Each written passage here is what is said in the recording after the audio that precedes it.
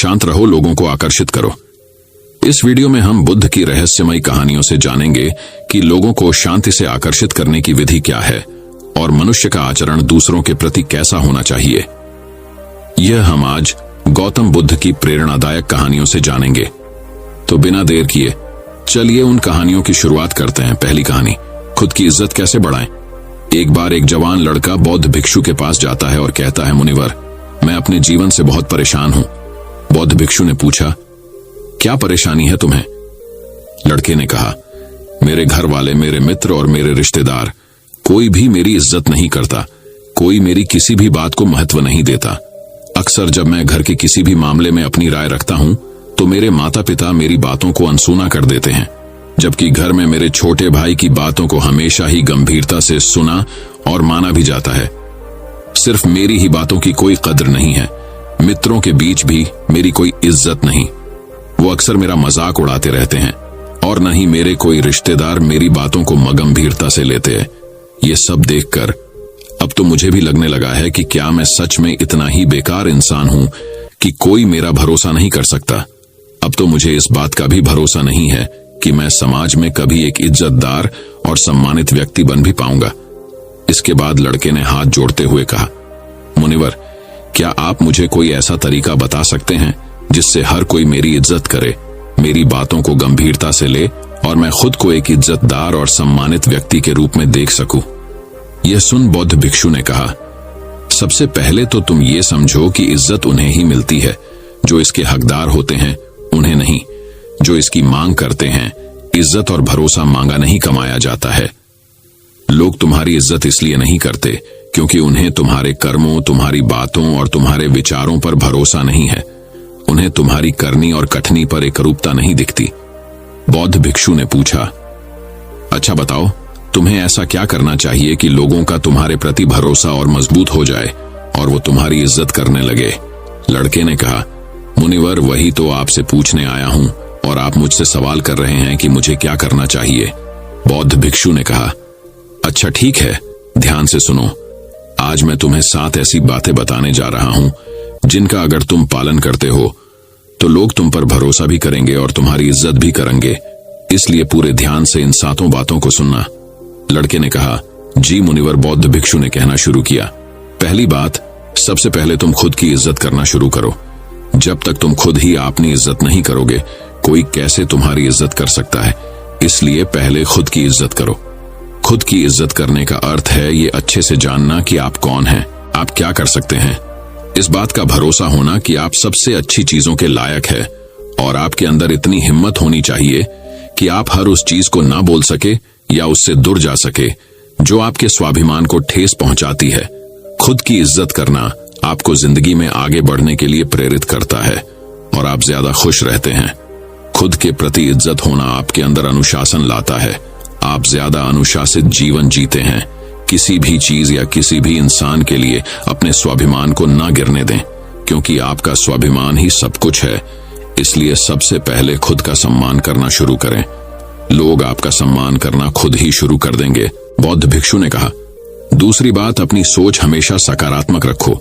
गौतम बुद्ध ने कहा था, जैसा हम सोचते हैं वैसा ही हम बन जाते हैं। इसलिए सकारात्मक सोचें। सकारात्मक सोच रखने वाले लोग दूसरों को अपनी तरफ ज्यादा आकर्षित करते हैं और दूसरे लोग ऐसी सकारात्मक सोच वाले लोगों की इज्जत भी करते हैं। केवल अपने चेहरे पर मुस्कान न लेना ही सकारात्मकता नहीं कहलाती। एक सकारात्मक व्यक्ति हमेशा किसी भी समस्या के समाधान की सोचता है। वह समस्या को लेकर रोता नहीं रहता है। वह किसी भी विपरीत परिस्थिति में कुछ न कुछ अच्छा निकाल ही लेता है। इसलिए ऐसे व्यक्ति की सभी इज्जत करते हैं, उसकी बातों को गंभीरता से लेते हैं। एक सकारात्मक सोच वाला व्यक्ति अपने चारों तरफ ऐसा माहौल बनाए रखता है कि उसके आसपास रहने वाले लोग भी ज्यादा सकारात्मक और प्रसन्न महसूस करते हैं। वह जो भी इंसान उसके संपर्क में आता है वो उसकी सकारात्मक ऊर्जा को उसके अंदर ही महसूस कर पाता है। बुद्ध भिक्षु ने कहा, तीसरी बात, इस चीज का ख्याल रखो कि लोगों के साथ आपका व्यवहार कैसा है। आपको लोगों से कितनी इज्जत मिलेगी ये इस बात पर निर्भर करता है कि आप लोगों को कितनी इज्जत देते हैं। अगर कोई आपको सम्मान देता है तो उसे यह सम्मान दीजिए, लेकिन अगर कोई आपको सम्मान नहीं भी देता तब भी आप उसे सम्मान दीजिए। यहाँ हम किसी दूसरे के गलत व्यवहार की, उनके व्यवहार को गलत नहीं कर सकते, क्योंकि हम दूसरों से पहले खुद की इज्जत करते हैं। हमारी अच्छी आदतों की सही परीक्षा भी किसी बुरे इंसान के संपर्क में आने से ही हो सकती है, क्योंकि तब हमें अपने ऊपर काबू रखना होता है और तब हम पता कर सकते हैं कि हमारे आदर्श कितनी गहराइयों तक हमारे अंदर उतर चुके हैं। कई बार हमारा अच्छा व्यवहार हमारे सामने ऐसे सुनहरे अवसर लाकर खड़ा कर सकता है, जैसे मौकों की हमने कभी कल्पना भी नहीं की होती। दूसरों को इज्जत देना उन्हें अपने प्यार को महसूस करवाने का सबसे अच्छा तरीका है। किसी की सच्चे दिल से इज्जत करना उन्हें प्यार करने का एक तरीका है। इसलिए पहले कुछ लोगों को इज्जत दो कि लोग भी आपको इज्जत देना शुरू कर देंगे। एक बौद्ध भिक्षु ने कहा था, किसी से बातचीत के दौरान ज्यादा बोलने की बजाय ज्यादा सुनने पर ध्यान दो। जब आप कम बोलते हैं और ज्यादा सुनते हैं तो लोग आपको सबसे ज्यादा पसंद करते हैं, क्योंकि दूसरे लोगों को सुनने की यह खासियत बहुत ही कम लोगों में होती है। और आपकी बस यही एक खासियत आपको हजारों की भीड़ से अलग बनाती है, क्योंकि इस दुनिया में हर इंसान यही चाहता है कि लोग उसकी सुने, लेकिन ज्यादातर लोग सुनते नहीं। और जब आप लोगों की बातों को सुनते हैं उन्हें समझने के लिए, तो आप बहुत कुछ नया तो सीखते ही हैं, साथ ही उस इंसान की नजरों में आपकी इज्जत बहुत बढ़ जाती है। इसलिए जब भी लोगों से बात करें तो ज्यादा सोचने की बजाय उनकी बातों को सुनने और समझने की कोशिश करें। बुद्ध भिक्षु ने कहा, 5वीं बात, लोगों से जो वादा करो उसे पूरा भी करो। हमारी विश्वसनीयता पर सबसे बड़ा धक्का तब लगता है जब हम अपनी बोली हुई बात पर अमल नहीं करते। जब लोगों को यह लगता है कि हमारी करनी और कथनी में बहुत अंतर है, तो उनकी नजरों में हमारी इज्जत कम हो जाती है और वो हमारी बातों और कामों को गंभीरता से लेना छोड़ देते हैं। साथ ही ऐसे इंसान के साथ कोई भी काम नहीं करना चाहता जिससे हम अपने जीवन में आने वाले बहुत से अच्छे मौकों को गंवा बैठते हैं और जीवन में आगे नहीं बढ़ पाते। और जो इंसान अपनी बोली हुई बात पर अडिग रहता है और हर हाल में उस काम को पूरा करता है जिसके लिए उसने वादा किया था, ऐसे इंसान को सभी पसंद करते हैं और उसकी इज्जत करते हैं। इसलिए लोगों के सामने वही बोलो जिसे पूरा कर सको। बौद्ध भिक्षु ने कहा, 6, ज्यादा अच्छा और सीधा इंसान बनने की कोशिश मत करो। लोग कभी भी ऐसे इंसान को गंभीरता से नहीं लेते जो उनकी हर बात पे हाँ में हाँ मिलाते हैं, क्योंकि ऐसे लोगों की अपनी कोई अलग और मजबूत राय नहीं होती। ये बस हर किसी की हाँ में हाँ मिला देते हैं और सोचते हैं कि सामने वाला इन्हें पसंद करेगा, इनकी इज्जत करेगा, लेकिन होता ठीक इसके विपरीत है। लोग हमेशा ऐसे इंसान की ज्यादा इज्जत करते हैं जो गलत को गलत और सही को सही बोल सके, जिसका अपना खुद का एक स्वतंत्र नजरिया और सोच हो। इसलिए एक मजबूत इरादों वाला इंसान बनने की कोशिश करें, न कि एक ऐसा इंसान जो दूसरों को खुश करने के लिए अच्छा इंसान बनने का नाटक करते रहता है, क्योंकि ऐसा करके न तो वो इंसान खुद खुश रहता है और न ही दूसरे उससे गंभीरता से लेते हैं। बुद्ध भिक्षु ने कहा कि और अंतिम, लोगों के सामने अपनी भावनाओं पर नियंत्रण रखें। कई बार जब हम ज्यादा खुश या दुखी होते हैं और लोगों से मिलते हैं तो अपनी भावनाओं पर नियंत्रण नहीं रख पाते और इसी दौरान हमारे मुंह से कुछ ऐसे शब्द निकल जाते हैं या फिर हम कुछ ऐसा काम कर देते हैं जिसके लिए हमें जिंदगी भर पछतावा होता है, या कभी कभी हम लोगों की बातों पर प्रतिक्रिया कर देते हैं बिना उनकी पूरी बात सुने। हमें ऐसे मौकों पर अपनी भावनाओं पर नियंत्रण रखना चाहिए। अगर हम सुख दुख या किसी भी ऐसे मौके पर उनको शांत रख पाते हैं तो लोगों की नजरों में हम एक गंभीर और सहनशील इंसान के रूप में उभर कर आते हैं, और एक गंभीर व सहनशील इंसान की इज्जत सभी करते हैं। इसलिए अपनी भावनाओं पर नियंत्रण रखने की कोशिश करें। लड़के को अपने प्रश्नों का उत्तर मिल चुका था। उसने बौद्ध भिक्षुओं का धन्यवाद किया और वहां से चला गया। मासेतार। दूसरी कहानी, बौद्ध भिक्षु और वैश्या की एक अनोखी कहानी। एक बार एक बौद्ध भिक्षु एक गांव से गुजर रहा था। 4 कदम चलने के बाद वह थका, क्योंकि भगवान ने भिक्षु संघ को कह रखा था, 10 कदम दूर से ज्यादा मत देखना, जितने से तुम्हारा काम चल जाए। अचानक उसे लगा ये गली कुछ अलग है। यहाँ की सजावट, रहन सहन, लोगों का यूं राह चलते ऊपर देखना, इशारे करना, कहीं कोई किसी को बुला रहा है, इशारा करके कोई किसी स्त्री को प्रश्न करने के लिए मिन्नत मशक्कत कर रहा है। जगह जगह भीड़ इकट्ठी है और गांव और गलियों में ये दृश्य कम ही देखने को मिलते हैं। पर भिक्षु विचित्रसेन थोड़ा चकित जरूर हुआ, पर निर्भय आगे बढ़ा। वह समझ गया कि ये वेश्याओं का महोला है, यहाँ भिक्षा की उम्मीद कम ही है। वैसे तो भगवान ने कुछ वर्जित नहीं किया था कि किस घर जाओ किस घर न जाओ, पर जीवन में ऐसा पहले हुआ नहीं था। वह कुछ आगे बढ़ा। ऊपर खिड़की से एक वेश्या ने भिक्षु विचित्रसेन को देखा और देखती रह गई। कितने ही लोगों को उसने देखा था, एक से एक सुंदर, धनवान, बलवान, पर इस भिक्षु के मेले कुचैले कपड़े, हाथ में भिक्षा पात्र, पर इसकी चाल में कुछ ऐसा था मानो आनंद झर रहा हो। उसके चेहरे की आभा और शांति अभूतपूर्व थी।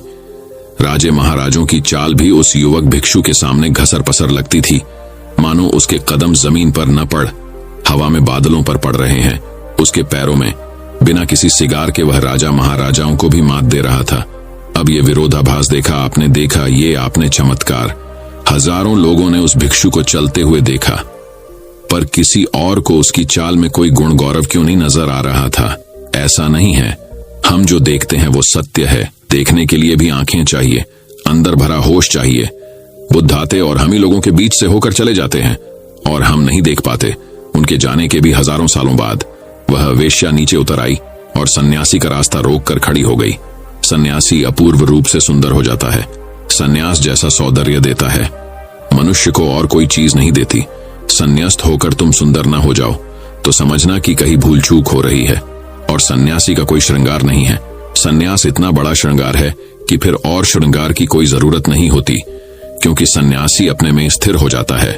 उसकी वासनाएं उसके घेरे में नहीं होती। वह उस कोमल पुष्प की तरह हो जाता है जो अभी अभी प्रातः की बेला में खिला है। अभी उसकी पंखुड़ियों पर ओस की नाजुक बूंदें चमक रही है। उस पर कोई धुल धमास नहीं जमी है। उसकी सारी उद्विग्नता खो गई है। उसके सारे ज्वर, तनाव, आसक्ति, कामनाएं गिर गई हैं। शून्य विराग का गीत गूंजता उसके अंतस से। उसके आसपास एक लयवदिता, एक मधुर झंकार अभिभूत कर जाती है। उसके संग साथ मात्र से आनंद का समुंदर हिलोरे मारने लग रहा है उसके हृदय में। पर आपने देखा इस अनछुए निष्कलुष सौंदर्य पर स्त्रियां कितनी जल्दी मोहित हो जाती हैं। स्त्री में एक अद्भुत शक्ति है। वह आपकी आंखें, आपके शरीर के हाव भाव, आपकी छुआन या देखने भर से आपके अंतस की गहराइयों तक की वासनाओं को जान जाती है एक पल में। उस वेश्या ने भिक्षु विचित्रगुप्त का रास्ता रोक लिया और आवेदन किया, हे देव, इस वर्षा काल तुम मेरे घर रुक जाओ। 4 महीने वर्षा काल में बौद्ध भिक्षु किसी एक स्थान पर निवास करते थे। मैं सब तरह से तुम्हारी सेवा करूंगी। भिक्षु विचित्रगुप्त ने उस वेश्या की ओर देखा। उसकी आंखों में एक प्यास थी, कुछ खोज रही थी जो उसे भोग विलास में, धन दौलत में नहीं मिल पा रहा था। उसने कहा, है देवा, मैं आज तुम्हें कुछ कह नहीं सकता, क्योंकि मुझे अपने गुरु से इस बात की इजाजत लेनी होगी। तुम कल तक मेरा इंतजार करो, मैं गुरु से पूछ कर कल हाजिर होता हूं। और आगे बढ़ गया। जिस शांति और स्थिरता से उसने वो शब्द कहे थे, वे शब्द नहीं, अमृत रस हो। वह वेश्या उन शब्दों पर मंत्रमुग्ध हो गई और जाते हुए उस बौद्ध भिक्षु को निहारती भर रही। उसे कोई शब्द न सूझा। मन पल के लिए निशब्द हो गया। एक गहरी शांति छा गई मन के आंगन में, मानो ज्येष्ठ की भरी दोपहरी में अचानक एक काली घनी बदली ने सूर्य को ढक चारों ओर एक शीतलता बिखेर दी हो। उसके तड़पते मन पर पल भर के लिए शीतलता फैल गई। उस वेश्या को यह आस नहीं थी कि मेरा ऐसा भाग्य होगा कि मैं जीवन में किसी भिक्षु का संग साथ करूंगी। उसे तो वासना के भूखी आंखें गीध की तरह नोचते जवान मांस के भूखे पशुओं से ही पाला पड़ता रहता था। प्यार के दिखावे के नाम पर एक छलावा, एक नकली चेहरा, चारों ओर झूठ और फरेब की दीवारें ही देखने को मिली थीं। उसका मन बार बार कह रहा था कि देखना, वह जरूर मेरा निमंत्रण स्वीकार लेगा। उसकी आंखों में भय नहीं था और उसने उस भिक्षु की चरण धुल अपने आंचल में समेट ली और अपने निवास की ओर चली गई। वो सब सामान को सुनियोजित तरीके से लगाने लगी। दासी को भी कह दिया, इस शयन कक्ष को खूब सुंदर सज्जा सवार दे, कल कोई मेहमान आने वाला है और वह यहाँ 4 माह रहेगा। दासी उसका मुख देखती रह गई। ऐसा कौन मेहमान आ रहा है? यहाँ तो रोज नए आते हैं और चले जाते हैं। दासी की समझ में कुछ आया, कुछ नहीं आया, पर वह कुछ बोली नहीं, अपने काम में लग गई। वेश्या तो इतनी खुश हुई मानो उसके घर कल खुद भगवान चलकर आ रहे हैं। उसके पैर जमीन पर नहीं गिर रहे थे। इतनी खुशी उसे सहन नहीं हो पा रही थी। उसके होठों पर मधुर गान मुखरित हो रहे थे। उसके कदमों में रागों के नाद डोल रहे थे। हृदय हिलोरे ले रहा था। सांसों में सुगंध समा रही थी। इतनी खुशी उसे जीवन में पहले कभी नहीं हुई। लगता था आज जीवन धन्य हो गया। भिक्षु ने जाकर भगवान बुद्ध से भरी सभा में पूछा। 10,000 भिक्षु वहां पर मौजूद थे। मैं एक गांव में गया था। वहां एक वेश्याओं का गांव था। एक युवती ने मेरा रास्ता रोक लिया और आग्रह करने लगी कि तुम इस वर्षावाप पर 4 माह मेरे यहां रुको। पास ही बैठे एक भिक्षु ने कहा, भगवान वह स्त्री अति सुंदर थी और ऊपर से वेश्या भी। सारे भिक्षु में अचानक बिजली सी कौंध गई। कुछ भिक्षु उनमें से उत्तेजित भी हो रहे थे कि भगवान अब क्या उत्तर देंगे। चारों ओर सन्नाटा छा गया। भिक्षु ने फिर कहा, भगवान वह वेश्या है या नहीं, इस सब से मुझे क्या प्रयोजना है। वह सुंदर है या कुरूप ये महत्वपूर्ण नहीं है। महत्वपूर्ण बात तो यह है कि उसने मुझे राह पर रोककर निमंत्रण दिया। आपकी आज्ञा लेने के लिए मैं आपके पास आया हूं। वैसे मेरे हृदय पर एक बोझ है जो मैं मीलों ढोकर आ रहा हूं। आपकी आज्ञा हो तो इस 4 माह उसके निवास पर रहने का निमंत्रण स्वीकार करूं या नहीं। जैसी आपकी आज्ञा। भगवान ने एक बार फिर विचित्रसेन की आंखों में झांका और आज्ञा दे दी। चारों तरफ खुसर फुसर होने लगी। आग लग गई भिक्षु संत में। कुछ भिक्षुओं ने खड़े होकर कहा, भगवान ये अन्याय है, ये तो सरासर भ्रष्ट होने की राह है। आप खुद ही ऐसा करेंगे और कहेंगे तो हमें रोकेगा कौन, समझाएगा कौन। आप अपने निर्णय पर एक बार और सोच विचार कर ले। एक भिक्षु कहने लगा, भगवान मेरे मन में भी ये प्रश्न था। मैं भी आपसे आज्ञा चाहता था पर झिक रहा था कि लोग क्या कहेंगे। डर भी लग रहा था कि आप मना कर देंगे। अब तो मेरे प्रश्न का उत्तर आपने स्वयं ही दे दिया। अब तो पूछने की कोई जरूरत ही नहीं है। भगवान ने उस भिक्षु को देखा, ये तुम्हारे लिए आज्ञा नहीं है। ये प्रश्न विचित्रसेन का था। तुम्हें शायद मैं ना कर देता। जब प्रश्न पूछने का और आज्ञा मांगने का साहस नहीं है तो फिर तुम्हारी क्या परिणति होगी, ये तुम स्वयं ही जानते हो। और ये बात समझ लो, मैं सोच विचार नहीं करता। मैं तो तुम्हारे अंतर में झांक कर देख भर लेता हूं। मुझे अपनी आज्ञा पर सोचने विचारने की कोई आवश्यकता नहीं है। अब इस बात को यहीं खत्म करते हैं और 4 माह बाद जब विचित्रसेन आएगा तभी कोई चर्चा होगी। इसे जाने दो, इसे मैं जानता हूं। अगर वेश्या इसके सन्यास को डिगा देगी तो यह सन्यास नहीं होगा। इसका कोई मूल्य नहीं। तुम्हारे सन्यास की नाव में एक वेश्या भी यात्रा न कर सके तो 2 पैसे का सन्यास है, उसका क्या मूल्य है। भिक्षु विचित्रसेन भगवान को प्रणाम कर चला गया। सार भिक्षु संत उसे जाते को देखता रहा। कईयों के मन में तरह तरह लड्डू फूट रहे थे। क्या भाग्य पाया है, अब यह करेगा 4 माह तक मौज और अपनी किस्मत को कोसने लगे। उधर वेश्या ने उसका स्वागत किया। शायद उसे उम्मीद थी कि भिक्षु आएगा। 4 माह तक उसकी खूब सेवा की, अपने हाथ से खिलाया, तेल मालिश करती, नहलाती, नरम मुलायम बिस्तरे सोने के लिए देती, कभी नाच गाकर भी उसका मनोरंजन करती, कभी खुद उसकी गोद में लेट जाती। जिन भिक्षुओं को ईर्ष्या थी वह झांक झांक कर देखते और भगवान को आकर शिकायत करते कि देखा आपने विचित्रसेन को, वह नाच गाने सुनाती है, सुस्वाद भोजन कराती है। कभी वो वेश्या उसकी गोद में लेटी हमने देखी। वह अपने हाथों से उसे तेल लगाती है, नहलाती है और कभी कभी तो हमने उन्हें एक ही बिस्तरे पर संग साथ सोते भी देखा है। भगवान आपने भी कमाल कर दिया। उस बेचारे का सारा जीवन बर्बाद हो गया, सारी तपस्या मिट्टी में मिल गई। भगवान केवल हंस भर देते। 4 माह बाद वह भिक्षु विचित्रसेन आया। वेश्या भी उसके साथ चली आ रही थी। उसने भगवान के चरणों में सर रखकर कहा, आपके भिक्षु को क्या मिल गया? मैं नहीं जानती, बस मैंने 4 माह उसका संग किया है। आपका भिक्षु हर क्रियाकलाप से सतत अप्रभावित रहा। किसी भी चीज का उसने कभी विरोध नहीं किया। जो खाने को देती खा लेता। जो मैं कर सकती थी एक पुरुष को रिझाने के लिए, वो सब उपाय मैंने किए, नाच गाना, साथ सोना, छूना, पर वह सदा अप्रभावित रहा। मैं हार गई भगवान, ऐसा पुरुष मैंने जीवन में नहीं देखा। हजारों पुरुषों का संग किया है, पुरुष की हर गतिविधि से मैं परिचित हूं, पर आपके भिक्षु ने जरूर कुछ ऐसा रस जाना है जो इस भोग के रस से कहीं उत्तम है। मुझ अभागी को भी मार्ग दो। मैं भी वही रस चाहती हूं जो क्षण में न छिन जाए, शाश्वत रहे। मैं भी पूर्ण होना चाहती हूं। सच ही आपका भिक्षु पूर्ण पुरुष है। और उसने दीक्षा ले ली। विचित्रसेन ने भगवान के चरणों में अपना सर रखा। भगवान ने उसे उठाकर अपने गले से लगाया।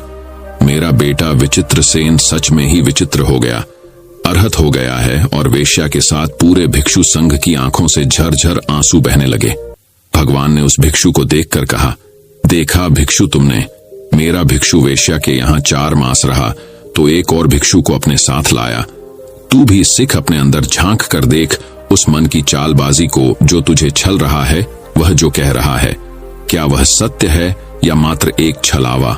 आंखें खोल जाग, देख चारों ओर कितना प्रकाश फैल रहा है, और ये अपने ही दिल पर हाथ रखकर खुद ही उत्तर ढूंढ कि क्या तू अगर जाता तो तेरी दबी वासना तुझे डुबो नहीं देती?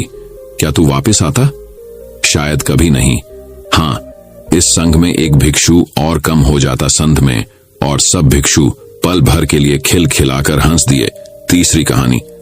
अब भी नहीं समझ आया है तो ये कहानी साबित कर देगी कि सारी बात मन की है। कहानी थोड़ी पुरानी जरूर है, पर इसकी आत्मा आज भी बिल्कुल ताजा है।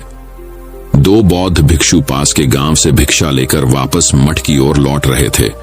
उनमें से एक बूढ़ा भिक्षु था जिसे काफी अरसा हो गया था संन्यास लिए, और दूसरा एक युवा भिक्षु था, उसने हाल ही में संन्यास लिया था। दोनों शांत भाव से अपने रास्ते पर चलते जा रहे थे। रास्ते में एक नदी पड़ती थी जिसको पार करके जाना पड़ता था। आजकल बरसात के कारण वो तूफान पर थी। जब वे दोनों उसके तट पर पहुंचे तो उन्हें वहां एक स्त्री दिखाई दी जो नदी पार करने की कोशिश कर रही थी। वह इतनी सुंदर थी कि किसी अप्सरा से कम न प्रतीत होती थी। पानी से भीगे उसके वस्त्रों के नीचे से उसके सुकोमल अंग झांक रहे थे। स्वर्णाभूषण उसके रूप को अनुपम दिव्यता प्रदान कर रहे थे। जब भिक्षु उसके पास पहुंचे तो उस स्त्री ने उनको प्रणाम किया और बताया कि वो यहाँ के राजा की कन्या है जो शिकार करते हुए भटक गई है। नदी के उस पार उसका नगर है। उसने विनती की कि कृपा करके मुझे इस नदी को पार करवा दे। नदी का वेग इतना ज्यादा है कि मैं अपने शरीर को संभाल नहीं पा रही हूँ। दोनों भिक्षुओं ने नदी की ओर देखा। किनारे के उबड़ खाबड़ पत्थर, तल की चिकनाहट और ऊपर से धारा का वेग, कुल मिलाकर उसे पार कर पाना किसी कोमल मनुष्य के लिए अत्यंत कठिन था। परंतु समस्या सिर्फ यही एक नहीं थी, समस्या एक और भी थी। भगवान बुद्ध ने भिक्षुओं को नारी से दूर रहने को कहा था, इसीलिए वो उसको पार नहीं करवा सकते थे। नारी स्पर्श से तो अब तक संचित समस्त साधना एक क्षण में नष्ट हो सकती थी। बूढ़ा भिक्षु अभी ये सब सोच विचार ही रहा था कि युवा भिक्षु आगे बढ़ा।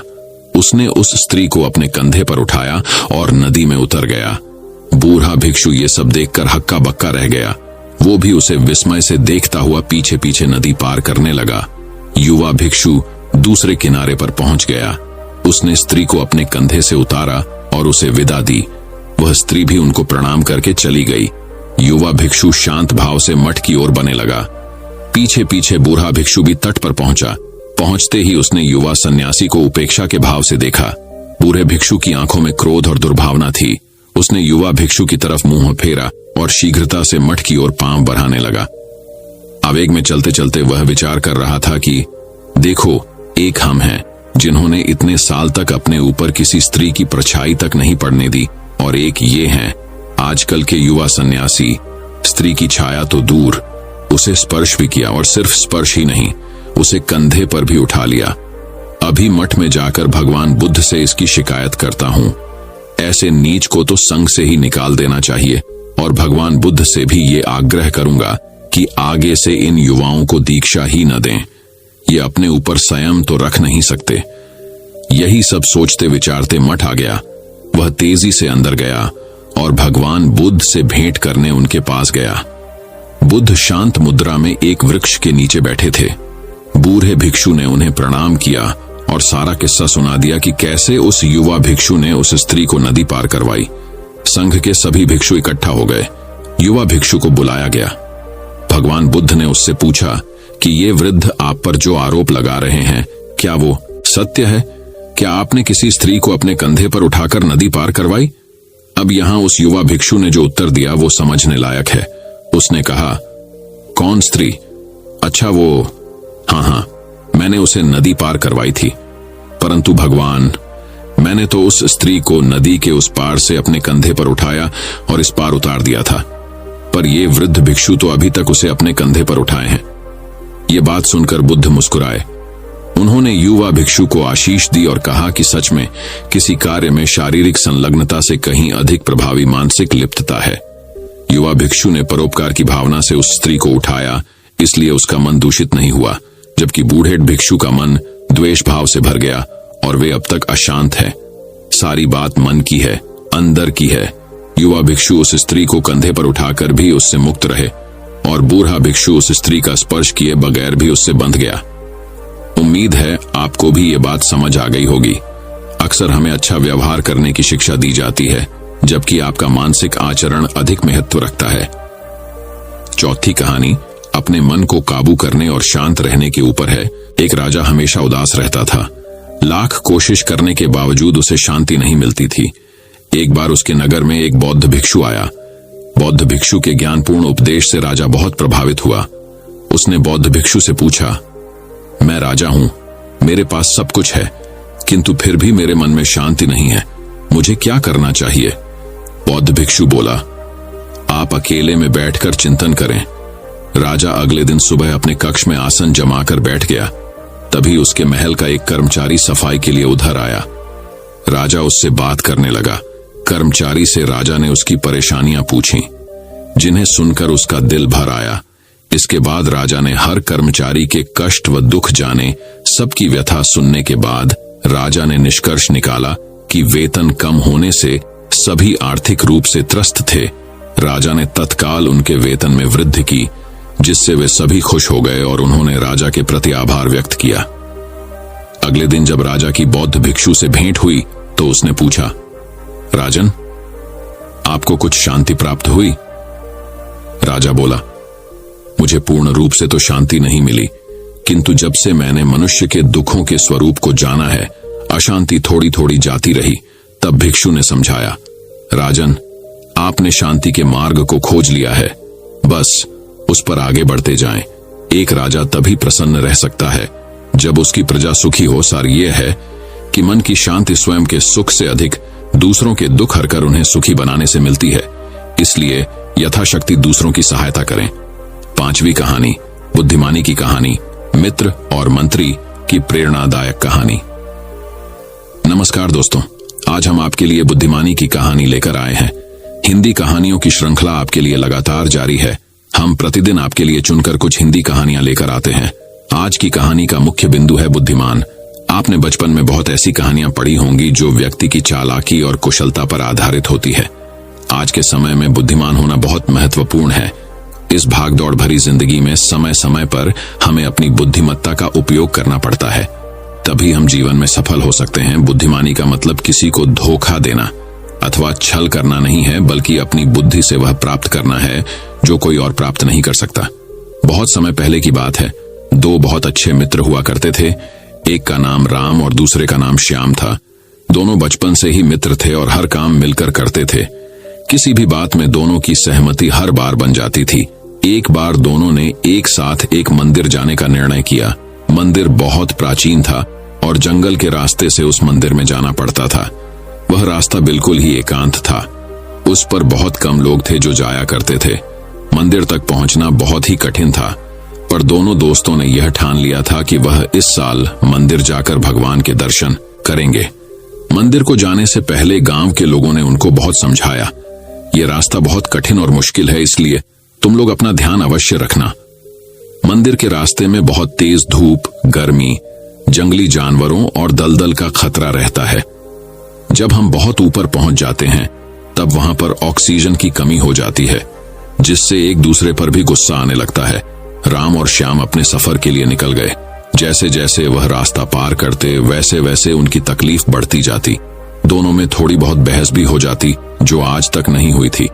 पर इस कठिनाई भरे सफर में ऐसा होने लगा, देखते ही देखते राम और श्याम का झगड़ा बहुत बढ़ गया। राम ने गुस्से में आकर श्याम को एक थप्पड़ मार दिया। श्याम ने राम से कुछ नहीं कहा और एक लकड़ी उठाई और मिट्टी पर लिख दिया कि मेरे सबसे अच्छे मित्र ने मुझे आज थप्पड़ मारा। बहुत आगे जब चले तब रास्ते में खाने के लिए बहुत कम खाना बचा। राम ने ज्यादा खाना खाया और श्याम को थोड़ा कम खाना दिया। श्याम ने मिट्टी पर फिर लिखा, आज मेरे मित्र ने कम खाना दिया। थोड़ी देर आगे चलकर जब श्याम एक दलदल में फंस गया तो राम ने अपनी जान की बाजी लगाकर श्याम की मदद की और उसे दलदल से बाहर निकाला। इस मुश्किल काम में राम भी दलदल में फंसते फंसते बचा गया। श्याम ने इस बार पत्थर लिया और पेड़ पर लिखा, आज मेरे सबसे अच्छे मित्र ने मेरी जान बचाई। ऐसा करते देख राम ने श्याम से पूछा, जब मैंने तुम्हें थप्पड़ मारा तब तुमने मिट्टी से लिखा, जब मैंने तुम्हारी जान बचाई तब तुमने पत्थर से पेड़ पर लिखा, ऐसा क्यों? श्याम ने बड़ी बुद्धिमत्ता से उत्तर दिया, हमको जीवन में हमेशा ऐसा ही करना चाहिए। जब कोई हमारा बुरा करे तो हमें उसको मिट्टी से लिखना चाहिए ताकि हम उसको आसानी से क्षमा कर सकें, और यह अपने संबंध को मधुर बनाता है। और जब कोई हमारी मदद करे तो हमें उसको अपने मन में बैठा लेना चाहिए कि चाहकर भी हम उसको भूल ना पाए। श्याम की इस बुद्धिमत्ता को सुनकर राम चकित हो गया। उसको आज यह समझ में आया कि उसका मित्र कितना बुद्धिमान है। बुद्धिमानी की कहानी की शिक्षा यह है कि इस कहानी से हमें यह शिक्षा मिलती है कि हमें बुराई को हमेशा भूल जाना चाहिए और अच्छाई को हमेशा याद रखना चाहिए। अगर कोई हमारे साथ अच्छा करता है तो हमें उसका एहसानमंद रहना चाहिए, और अगर कोई गलत करता है तो उसको क्षमा कर देना चाहिए। अंतिम और रहस्यमयी खुशी के ऊपर कहानी अब हम आपको सुनाएंगे, तो चलिए सुनते हैं 3 हंसने वाले भिक्षुओं की कहानी। दोस्तों, आपने कई घरों में लाफिंग मॉन्क्स की मूर्तियां जरूर देखी होगी या किसी को गिफ्ट में दी होगी। आज की कहानी उन्हीं चीन के 3 सदा हंसने वाले बौद्ध भिक्षुओं के बारे में है, जो आपको भी जीवन में खुश रहने और हंसने का महत्व सिखाएगी। एक बार प्राचीन चीन में 3 प्रौढ़ भिक्षु रहते थे। उनके नाम आज किसी को भी याद नहीं है, क्योंकि उन्होंने कभी भी किसी को अपने नाम बताए ही नहीं थे। उन्हें केवल 3 हंसते हुए भिक्षुओं के रूप में जाना जाता है। वे हमेशा एक साथ यात्रा करते थे और हंसने के अलावा और कुछ नहीं करते। उनके हंसने और दूसरों को हंसाने की यात्रा कुछ ऐसे शुरू हुई। वे एक गांव या कस्बे में प्रवेश करते हुए उसके मुख्य चौराहे के बीच में खड़े हो गए और धीरे धीरे हंसने लगे। वहां रहने वाले और काम करने वाले लोग और राहगीर उन्हें अनदेखा नहीं कर सके और धीरे धीरे उनके साथ हंसना शुरू कर दिया। उन्होंने ये काम जारी रखा जब तक कि एक हंसने वाली छोटी भीड़ नहीं बन गई और अंततः हंसी पूरे गांव और कस्बे में फैल गई थी। और इस तरह पूरे गांव को हंसाकर खुश कर वे तीनों वृद्ध भिक्षु अगले गांव में चले गए। उनकी हंसी उनकी शिक्षा और प्रार्थना का एकमात्र जरिया थी, क्योंकि उन्होंने कभी किसी से बात नहीं की। उन्होंने पूरे चीन में बस यही स्थिति पैदा की। वे लोगों से प्यार करते थे और उनका सम्मान करते थे। लोग ऐसे आध्यात्मिक शिक्षकों को पहले या बाद में कभी नहीं मिले थे। उनका मानना था कि जीवन को हमें खुशी और आनंद के बड़े अवसर की तरह स्वीकार करना चाहिए। उन्होंने किसी प्रकार के लौकिक मजाक की खोज की थी, इसीलिए उन्होंने कई वर्षों तक यात्रा की और हंसते हुए पूरे चीन में आनंद और खुशी फैलाई। जब तक कि एक दिन उत्तरी प्रांत के एक विशेष गांव में रहते हुए उनमें से एक की मृत्यु हो गई। लोग चौंक गए थे और दूर दूर से भागते हुए आए थे। इस अलग से दिन के लिए खेतों को छोड़कर केवल अन्य 2 भिक्षुओं की इस नाटकीय घटना पर प्रतिक्रिया देखने के लिए। सभी लोग उम्मीद कर रहे थे कि वे दुख दिखाएंगे या रोएंगे, और पूरा गांव उस स्थान पर आ गया जहां 3 भिक्षु थे, 2 जीवित और 1 मृत। सबके आश्चर्य के बीच शेष 2 भिक्षु केवल जोर से हंस रहे थे। वे हंस रहे थे और हंसे ही जा रहे थे और रुकने का नाम नहीं ले रहे थे। कुछ लोग जो सहायता कर रहे थे उनके पास पहुंचे और उनसे पूछा कि वे ऐसा क्यों कर रहे हैं।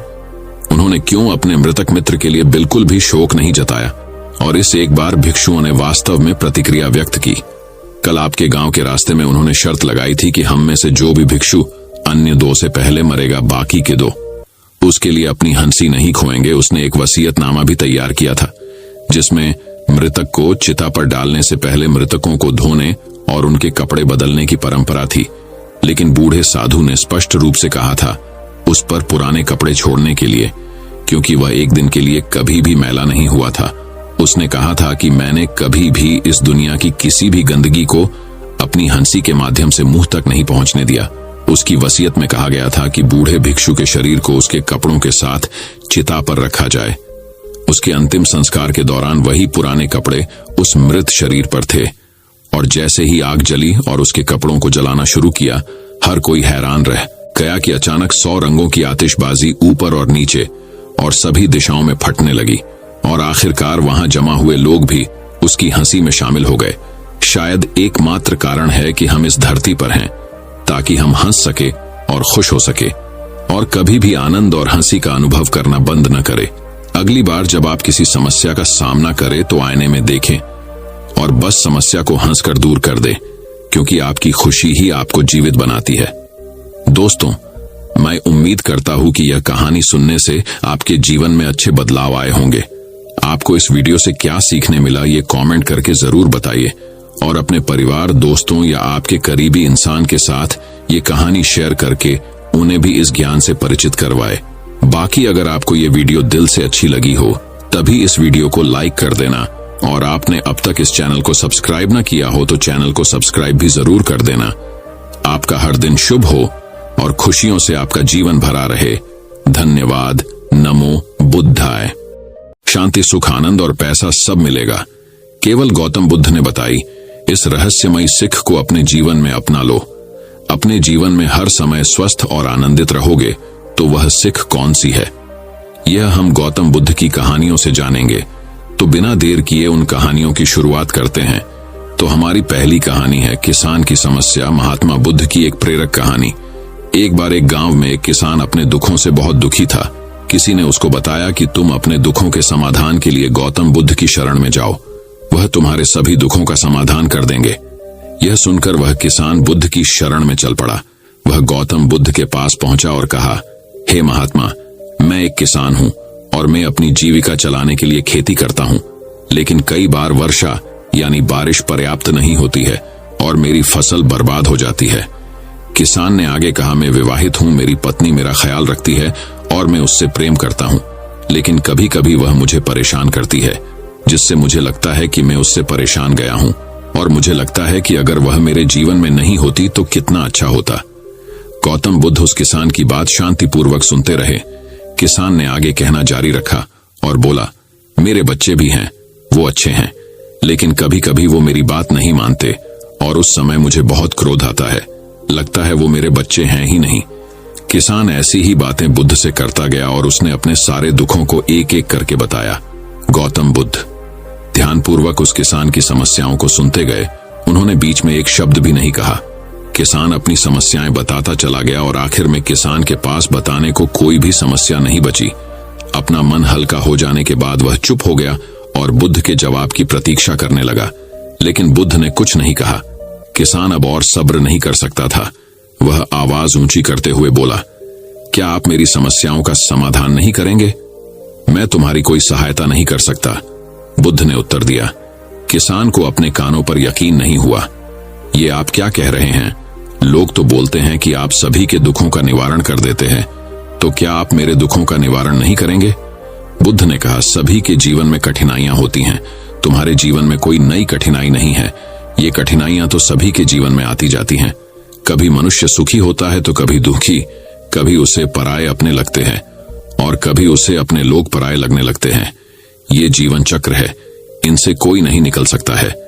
वास्तविकता में हमारा जीवन कठिनाइयों से भरा हुआ है। मेरा, तुम्हारा और सभी लोगों का जीवन समस्याओं से ग्रसित है, इसलिए मैं इन समस्याओं का समाधान नहीं कर सकता हूं। यदि तुम किसी एक समस्या का उपाय कर भी लो तो उसके स्थान पर एक नई समस्या खड़ी हो जाएगी। यही जीवन का अटल सत्य है। यह सुनकर किसान क्रोधित हो गया। बोला, सब लोग कहते हैं कि आप महात्मा हैं।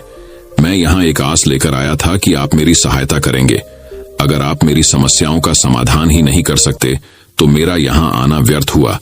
इसका मतलब सभी लोग झूठ बोलते हैं। मैं बेकार ही आपके पास आया। इतना बोलकर किसान उठकर जाने लगा। तभी बुद्ध ने कहा, मैं तुम्हारी इन समस्याओं का समाधान तो नहीं कर सकता हूं, लेकिन हाँ, मैं तुम्हारी एक दूसरी समस्या का समाधान कर सकता हूं। किसान ने आश्चर्य से कहा, इन समस्याओं के अलावा दूसरी समस्या? भला वह कौन सी समस्या है? बुद्ध ने कहा, वह यह कि तुम नहीं चाहते कि तुम्हारे जीवन में कोई समस्या हो। इसी समस्या के कारण ही दूसरी कई समस्याओं का जन्म हुआ है। तुम इस बात को स्वीकार कर लो कि सभी के जीवन में समस्याएं होती हैं, कठिनाइयां होती हैं। तुम सोचते हो कि तुम इस दुनिया में सबसे ज्यादा दुखी हो और तुम्हारे जितना कोई और दुखी नहीं है। तुम अपने आसपास देखो, क्या वो लोग तुमसे कम दुखी हैं? तुम्हें अपना दुख बड़ा लगता है, लेकिन जो लोग तुम्हारे आसपास रहते हैं उनको उनका दुख बड़ा लगता है। इस दुनिया में सभी को अपना दुख बड़ा लगता है, चाहे दुख छोटा हो या फिर बड़ा हो, लेकिन वह जिसके साथ घट रहा है उसके लिए वह दुख बड़ा प्रतीत होता है। अगर तुम ध्यानपूर्वक देखोगे तो समझ जाओगे कि यह जीवन सुख दुख से भरा हुआ है। इसको तुम कभी नहीं बदल सकते हो, लेकिन हाँ, तुम सुख दुख से ऊपर अवश्य उठ सकते हो। यह तुम्हारे लिए संभव है। सुख और दुख को हम आने से रोक नहीं सकते हैं, लेकिन सुख और दुख का हम पर कोई प्रभाव न पड़े ऐसी व्यवस्था हम कर सकते हैं। और इसकी शुरुआत इस तथ्य को समझने के साथ शुरू होती है कि हम कुछ भी कर लें, जीवन में सुख दुख आने ही आने हैं, लेकिन हमें उनसे विचलित नहीं होना चाहिए। इसलिए आज से तुम यह चाहना छोड़ दो कि तुम्हारे जीवन में कोई समस्या ही ना आए, और तब तुम जीवन में आने वाले सुख दुख को स्वयं में समा सकोगे। तूफान के मध्य में भी शांत रह सकोगे और हर्षोल्लास के शोर में भी संतुलित रह पाओगे। किसान बुद्ध की चरणों में गिर पड़ा। वह समझ चुका था कि अब उसे क्या करना है। मित्रों, यह जीवन सुख दुख से भरा हुआ है। ऐसे में यह सोचना गलत है कि दुख कभी आए ही नहीं। इस कहानी में भगवान बुद्ध द्वारा कही गई बातें हमें दुख से घबराने या सुख में अत्यंत उत्साहित होने की जगह एक संतुलित जीवन जीने का संदेश देती हैं। यदि आपको ये कहानी पसंद आई हो तो कृपया इसे अपने दोस्तों के साथ शेयर करें। तो चलिए बढ़ाते हैं हमारे गौतम बुद्ध की दूसरी रहस्यमय कहानी की तरफ। गौतम बुद्ध की कहानी से जाने अपने मन को समझने का सूत्र। दोस्तों, मनुष्य का मन भी ना बड़ा चालाक होता है, वह उसे उसके ही जाल में फंसा देता है। हर व्यक्ति के अंदर बहुत सारे अंधविश्वास होते हैं, और ऐसा नहीं है कि हर अंधविश्वास गलत होता है। जैसे कि मान ले कि आप नशा करते हैं और नशा करके अपने आसपास गंदगी का माहौल बनाए रखते हैं, तो इसका असर आपके जीवन पर भी जरूर पड़ता है, चाहे आप माने या ना माने। एक छोटी सी कहानी से मैं आपको यह समझाने का प्रयास करूंगा कि हमारा मन हमें कैसे हमारे ही अंधविश्वासों में बांध कर रख देता है। तो चलिए कहानी की शुरुआत करते हैं। एक बार बुद्ध एक नदी के किनारे से गुजर रहे थे और सर्दियों का समय था। सभी लोग मार्ग पर मोटे मोटे वस्त्र ओढ़कर चल रहे थे। तभी बुद्ध की नजर एक व्यक्ति पर पड़ती है जो नदी के ठंडे पानी में डुबकी लगा रहा होता है। बुद्ध उस व्यक्ति को देखकर थोड़ा आश्चर्यचकित होते हैं, क्योंकि वो व्यक्ति कांप भी रहा था और नहा भी रहा था। बुद्ध उस व्यक्ति से इतनी ठंड में नदी में डुबकी लगाने का कारण पूछते हैं। फिर वह व्यक्ति बुद्ध को बताता है कि वह सुबह सुबह नदी में नहा धोकर पूजा के लिए जा रहा था। तभी उसका पैर एक मेंढक पर पड़ गया और उसके कारण मैं अपवित्र हो गया हूँ, और इसलिए मैं फिर से पवित्र होने के लिए नदी में डुबकी लगा रहा हूँ। बुद्ध उस व्यक्ति की बात सुनकर मुस्कुराते हैं और उससे पूछते हैं, क्या तुम मुझे बता सकते हो कि वो मेंढक कहाँ रहता है? वह व्यक्ति कहता है, पानी में। फिर बुद्ध कहते हैं, जब तुम इस पानी में डुबकी लगाने से पवित्र हो सकते हो, तो वह मेंढक तो हमेशा से ही इस पानी में ही रहता है, तो वह मेंढक तो पहले से ही पवित्र होगा। उसके छूने से तुम अपवित्र कैसे हो सकते हो? उस व्यक्ति को बुद्ध की बात जचती है और वह पानी के बाहर आ जाता है। बुद्ध उस कांपते हुए व्यक्ति का एक वस्त्र उठाते हैं और कहते हैं कि अंधविश्वास किसी बात का मत करो जब तक कि वह तुम्हारे खुद का अनुभव ना बन जाए। फिर बुद्ध कहते हैं कि मनुष्य अपने मन के कारण ही दुख पाता है, और जो चीजें अपवित्र है उन्हें तो वह अपवित्र नहीं मानता, लेकिन जो चीजें पवित्र है उन्हें वो अपवित्र मानता है। जैसे कि लोग नशा करते हैं, व्यभिचार करते हैं और एक दूसरे से घृणा का भाव भी रखते हैं, लेकिन इन्हें वो अपवित्र नहीं मानते। वे मानते हैं कि कोई जीव जो उनके जीवन में कोई भी प्रभाव नहीं डालता है वह अपवित्र है। मनुष्य हमेशा अंधविश्वासों में जीता है, जिसके कारण वो पूरे जीवन अच्छे से जीवन जी ही नहीं पाता। फिर वो व्यक्ति बुद्ध से पूछता है कि सबसे बड़ा अंधविश्वास क्या है? फिर बुद्ध कहते हैं कि मनुष्य का सबसे बड़ा अंधविश्वास यह है कि उसे लगता है कि वह अपने मन के द्वारा ही अपने मन से मुक्त हो जाएगा, यानी अपने मन के द्वारा ही अपने जीवन के सभी दुखों से मुक्त हो जाएगा। तुम अपने चारों तरफ देखो, तुम पाओगे कि हर व्यक्ति अपने ही मन के जाल में उलझा हुआ है। कोई डर हुआ है तो कोई उम्मीदों में जी रहा है, और किसी को यह लगता है कि कल सब कुछ ठीक हो जाएगा। लेकिन वास्तविकता यह है कि जब तक मनुष्य अपने मन को नहीं समझेगा तब तक कुछ भी ठीक नहीं हो सकता, और यही शाश्वत सत्य है। वह व्यक्ति बुद्ध से पूछता है कि मन को कैसे समझा जाता है। बुद्ध कहते हैं कि जागरूकता के द्वारा। पूरे दिन में जब भी याद आए, जागरूक होकर देखो कि तुम्हारा मन तुमसे क्या करवा रहा है। तुम्हारा मन बार बार तुम्हें भुलाने का प्रयास करेगा, लेकिन तुम्हें बार बार अपने मन को काम के बारे में याद दिलाने का प्रयास करते रहना है। तुम्हें दिन में ये बार बार देखना है कि क्या तुम उसी रास्ते पर जा रहे हो जो तुम्हें वहां तक पहुंचाएगा जहां तुम जाना चाहते हो, क्योंकि यही सूत्र है अपने मन को समझकर मन से मुक्त होने का। तो चलिए बढ़ते हैं हमारी तीसरी गौतम बुद्ध की रहस्यमयी कहानी तरफ, एक माँ और उसके मृतक बच्चे की कहानी। दोस्तों, एक बार गौतम बुद्ध के पास एक स्त्री अपने बच्चे को लेकर रोती हुई आती है और उनसे कहती है, प्रभु, मैं आपके पास बड़ी आशा लेकर आई हूँ। मैं जानती हूँ कि आपके लिए सब कुछ संभव है और आप परम ज्ञानी हैं, इसीलिए कृपया मेरे मृत बच्चे को जीवित कर दीजिए। मैं आपका यह उपकार कभी नहीं भूलूंगी। उस स्त्री को बुद्ध के पास उन लोगों ने भेजा था जो लोग बुद्ध से ईर्ष्या करते थे। उनका उद्देश्य ये था कि बुद्ध सभी की नजरों में गिर जाए। उस स्त्री के पुत्र की मृत्यु वास्तव में हुई थी, परंतु वह नहीं जानती थी कि उसका और उसके मृत पुत्र का इस्तेमाल बुद्ध को नीचा दिखाने के लिए किया जा रहा है। उसे तो बस ये बताया गया था कि बुद्ध सच में उसके पुत्र को जीवित कर सकते हैं। वो स्त्री कहती है कि कहिए ना प्रभु, आप मेरे पुत्र को जीवित कर देंगे ना? वहां उपस्थित सभी लोग बुद्ध के उत्तर का इंतजार कर रहे होते हैं। बुद्ध कहते हैं, हाँ, मैं तुम्हारे पुत्र को जीवित कर सकता हूं। बुद्ध की ये बात सुन वहां उपस्थित सभी लोग बहुत चौंकते हैं और वह स्त्री बहुत प्रसन्न होती है। फिर बुद्ध कहते हैं कि परंतु तुम्हें एक कार्य करना होगा। वह स्त्री पूछती है, क्या कार्य करना होगा मुझे प्रभु? बुद्ध कहते हैं कि तुम्हें एक मुट्ठी सरसों के दाने लाने होंगे। वो स्त्री कहती है, मैं अभी लेकर आती हूं प्रभु। बुद्ध कहते हैं, परंतु ध्यान रहे कि दाने ऐसे घर से लाने हैं जिस घर में कभी किसी की भी मृत्यु ना हुई हो। वह स्त्री उसी क्षण सरसों के दाने लेने के लिए अपने गांव में चली जाती है। वह अपने गांव के हर घर में जाकर पूछती है। उसे सरसों के दाने तो हर घर में मिलते हैं, परंतु उसे ऐसा कोई घर नहीं मिलता जिसमें आज तक कभी किसी की भी मृत्यु ना हुई हो। फिर वह स्त्री समझ जाती है कि मृत्यु जीवन का एक ऐसा सत्य है जिसे कोई नहीं बदल सकता। वह स्त्री बुद्ध के पास जाती है और कहती है, मैं इस बात को कहीं ना कहीं जानती तो थी, परंतु स्वीकारना नहीं चाहती थी। आपने बिना कुछ कहे ही मुझे इस सत्य से अवगत करा दिया। बुद्ध कहते हैं, जो जन्मा है उसकी मृत्यु निश्चित है और यही प्रकृति का नियम है। चाहे कोई व्यक्ति कितना ही सुंदर क्यों ना हो, या करूप हो, या बूढ़ा हो, या जवान हो, लेकिन फिर भी मृत्यु सभी को आनी है। बुद्ध कहते हैं, ये संसार जिसे हम यथार्थ मानते हैं, यह दुख और पीड़ा का क्षण भंगुर खेल है। इसीलिए जो जन्मा है उसकी मृत्यु निश्चित है। दोस्तों, यह कहानी आपको कैसी लगी और इस कहानी से आपको क्या सीखने को मिला, ये हमें नीचे कमेंट बॉक्स में कमेंट करके जरूर बताएं। तो चलिए जानते हैं, हम आखिर जिंदगी में असली खुशी कैसे प्राप्त करें एक और कहानी के माध्यम से। तो चलिए बिना देर किए उस कहानी की शुरुआत करते हैं। कहानी का नाम है असली खुशी। नीलेश बड़े असमंजस में था। समझ में ही नहीं आ रहा था कि हंसे या रोए। सामने मार्कशीट पड़ी हुई थी जिसमें हर विषयों में उसे सबसे अधिक नंबर मिले थे, पर उसे वह खुशी नहीं मिल पा रही थी जो अच्छे अंक मिलने पर होती है। आखिर नीलेश के साथ ऐसा क्यों हो रहा था? क्या हुआ था नीलेश के साथ? दरअसल नीलेश और कमल दोनों एक ही कक्षा में पढ़ते थे, पर दोनों के स्वभाव में बहुत अंतर था। जहां कमल शांत स्वभाव का था, वहीं नीलेश को हर समय कोई ना कोई शरारत सूंझती रहती थी।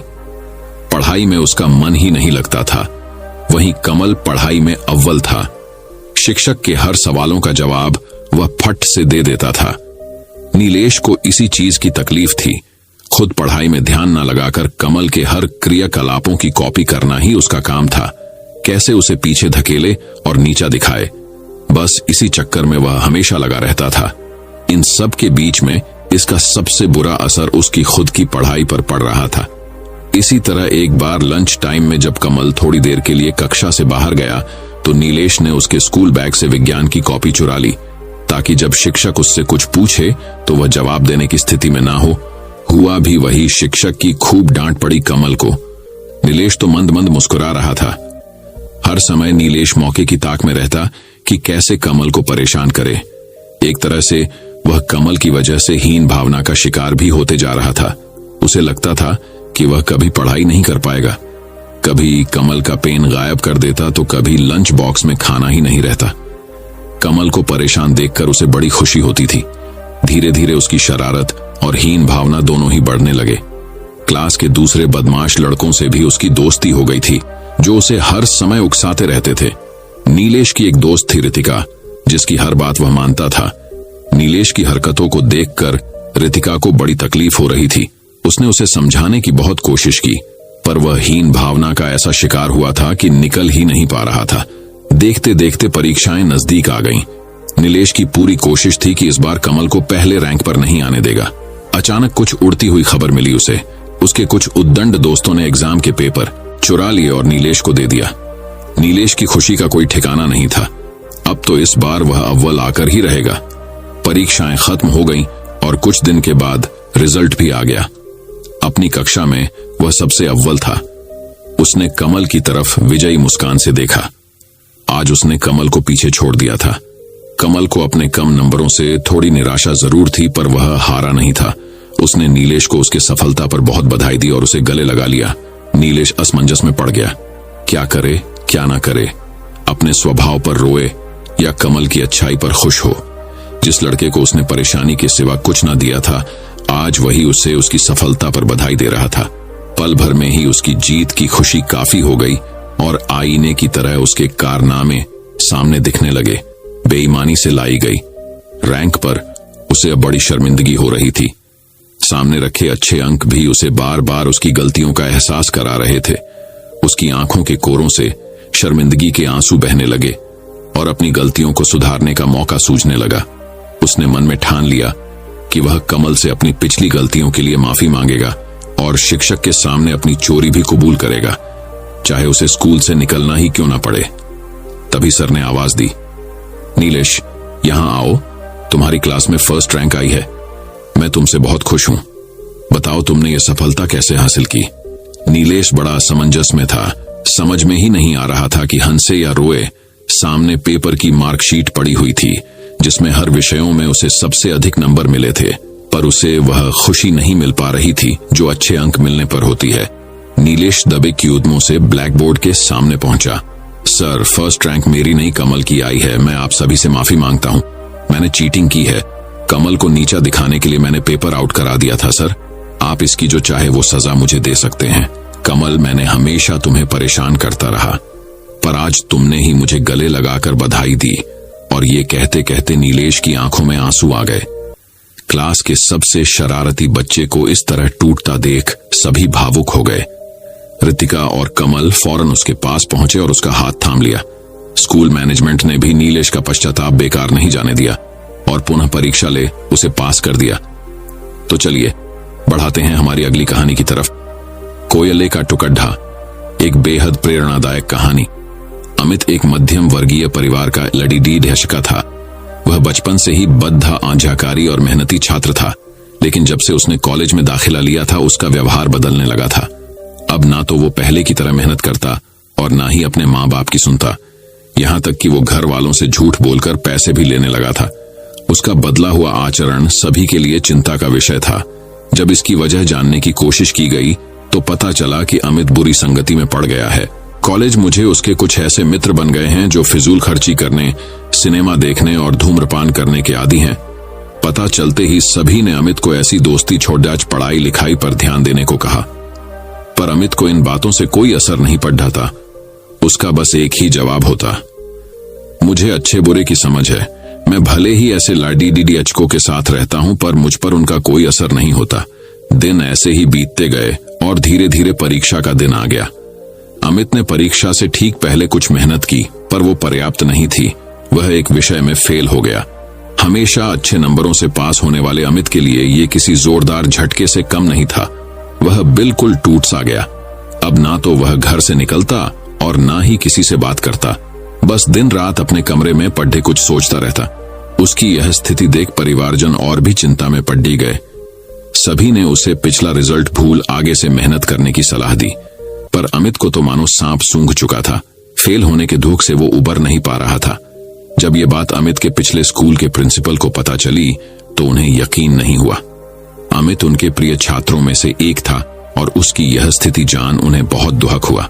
उन्होंने निश्चय किया कि वो अमित को इस स्थिति से जरूर निकालेंगे। इसी प्रयोजन से उन्होंने एक दिन अमित को अपने घर बुलाया। प्रिंसिपल साहब बाहर बैठे अंगीठी ताप रहे थे। अमित उनके बगल में बैठ गया। अमित बिल्कुल चुप था और प्रिंसिपल साहब भी कुछ नहीं बोल रहे थे। 10-15 मिनट ऐसे ही बीत गए, पर किसी ने एक शब्द नहीं कहा। फिर अचानक प्रिंसिपल साहब उठे और चिमटे से कोयले के एक धधकते टुकड्ढे को निकाल मिट्टी में डाल दिया। वह टुकड़ा कुछ देर तो गर्मी देता रहा, पर अंततः ठंडा पड्डीडीच बुझ गया।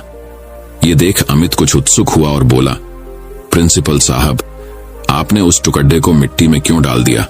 ऐसे तो वो बेकार हो गया। अगर आप उसे अंगीठी में ही रहने देते तो अन्य टुकड़ों की तरह वो भी गर्मी देने के काम आता। प्रिंसिपल साहब मुस्कुराए और बोले, बेटा, कुछ देर अंगीठी में बाहर रहने से वो टुकड्ढा बेकार नहीं हुआ। लो, मैं उसे दोबारा अंगीठी में डाल देता हूं। और ऐसा कहते हुए उन्होंने टुकड्ढा अंगीठी में डाल दिया। अंगीठी में जाते ही वह टुकड्ढा वापस धधक कर जलने लगा और पुनः गर्मी प्रदान करने लगा। कुछ समझे अमित? प्रिंसिपल साहब बोले। तुम उस कोयले के टुकड्ढे के समान ही तो हो। पहले जब तुम अच्छी संगति में रहते थे, मेहनत करते थे, माता पिता का कहना मानते थे, तो अच्छे नंबरों से पास होते थे। पर जैसे वो टुकड्ढा कुछ देर के लिए मिट्टी में चला गया और बुझ गया, तुम भी गलत संगति में पड़ीडीएच गए और परिणाम स्वरूप फेल हो गए। पर यहाँ जरूरी बात यह है कि एक बार फेल होने से तुम्हारे अंदर के वो सारे गुण समाप्त नहीं हो गए। जैसे कोयले का वो टुकड्ढा कुछ देर मिट्टी में पड्ढे होने के बावजूद बेकार नहीं हुआ और अंगीठी में वापस डालने पर धधक कर जल उठा, ठीक उसी तरह तुम भी वापस अच्छी संगति में जाकर मेहनत कर एक बार फिर मेधावी छात्रों की श्रेणी में आ सकते हो। याद रखो, मनुष्य ईश्वर की बनाई सर्वश्रेष्ठ संपत्ति है। उसके अंदर बद्धी हार को भी जीत में बदलने की ताकत है। उस ताकत को पहचानो, उसकी दी हुई असीम शक्तियों का प्रयोग करो और इस जीवन को सार्थक बनाओ। अमित समझ चुका था कि उसे क्या करना है। वह चुपचाप उठा, प्रिंसिपल साहब के चरण स्पर्श किए और निकल पड़ा अपना भविष्य बनाने। दोस्तों, मैं उम्मीद करता हूं कि यह कहानी सुनने से आपके जीवन में अच्छे बदलाव आए होंगे। आपको इस वीडियो से क्या सीखने मिला, ये कमेंट करके जरूर बताएं और अपने परिवार, दोस्तों या आपके करीबी इंसान के साथ ये कहानी शेयर करके उन्हें भी इस ज्ञान से परिचित करवाए। बाकी अगर आपको यह वीडियो दिल से अच्छी लगी हो तभी इस वीडियो को लाइक कर देना और आपने अब तक इस चैनल को सब्सक्राइब न किया हो तो चैनल को सब्सक्राइब भी जरूर कर देना। आपका हर दिन शुभ हो और खुशियों से आपका जीवन भरा रहे। धन्यवाद। नमो बुद्धाय।